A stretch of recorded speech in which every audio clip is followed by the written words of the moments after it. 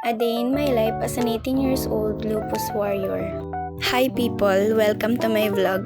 Ako si Lian, 18 years old at samahan niyo ako ngayon sa isang araw ng buhay ko bilang isang lupus warrior.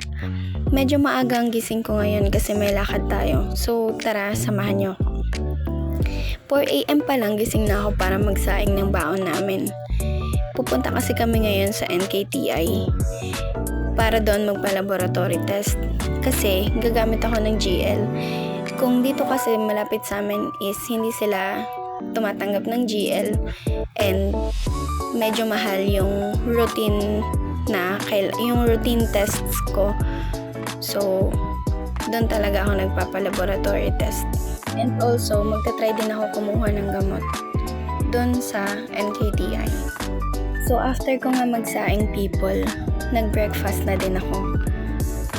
Ito talaga yung pinakamahalaga sa araw natin, yung breakfast. Dahil after nyan is iinom tayo ng gamot. So, hindi ko lang naipakita dito sa vlog. Pero, uminom ako niya ng gamot. So, thankful nga ako dahil yung mga gamot na iniinom ko ngayon is nakakatulong siya sa akin.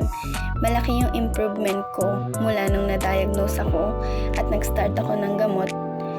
Malaki yung improvement na naibigay sa akin ng gamot. Pero syempre, meron din siyang mga side effects.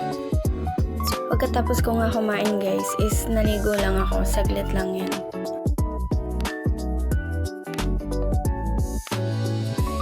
After ko maligo guys, is naglagay agad ako ng moisturizer. Kasi sensitive talaga yung balat ko dahil sa lupus, kaya kailangan laging alagaan. Then, hinihintay na matuyo yung moisturizer is binuhaghag ko muna yung buhok ko para medyo matuyo ng konti. Then after naman nun is maglalagay na tayo ng sunscreen.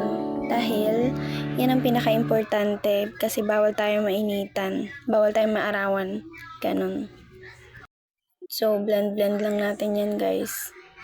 So, after maglagay ng sunscreen guys, inayos ko lang yung baon namin ni kuya. Kanin, isda, at saka water. So, dapat yung water, hindi natin kakalimutan yan. Kasi, yan yung pinakamahalaga. And then, also, mahal din. 5:30 AM, umalis na kami ng bahay. Maaga kami umalis talaga para siguradong maaga kaming makarating. Kasi mahaba nga yung pila. Tsaka sa mga oras na to is wala pang araw. So, yung sikat ng araw is hindi pa siya sobrang masama para sa akin. So, yan. Tingnan nyo lang kung paano ako nagpapakyut sa harap ng camera habang tumatakbo yung motor imbis na humawak, diba? Pero okay lang yan kasi sanay naman tayo bumiyahe. Mga 6:30 AM nga people is nakarating na rin kami sa NKTI. Then, binaba lang ako niya ni kuya para mag-parking siya. Para hindi na ako maglalakad doon sa parking kasi medyo nakakapagod din. After nun is pumunta na kami sa OPD para pumila sa Malasakit Center para ma-process ko na yung GL and sobrang haba ng pila. Ang aga namin nakarating pero nasa dulo na ako, sobrang layo ko na. Nung nakuha ko na yung papeles, pumunta naman ako sa pharmacy para pumila para sa gamot. So sadly, hindi pa ako pwede kumuha sa May 27 pa ako pwedeng bumalik para kumuha ng gamot. Then after naman nun, dumiretso na ako sa laboratory para naman magpasa ng mga kailangan ko like blood and urine. Then bukas ko na makukuha yung result nun sa araw ng check-up ko. Yan, nakapila na ako. And bago magawa yung mga test is kailangan pumila ka muna sa charging para ma-charge mo na nila sa guarantee letter mo yung mga test na kailangan mo. And dito people is nakuhaan na ako ng dugo.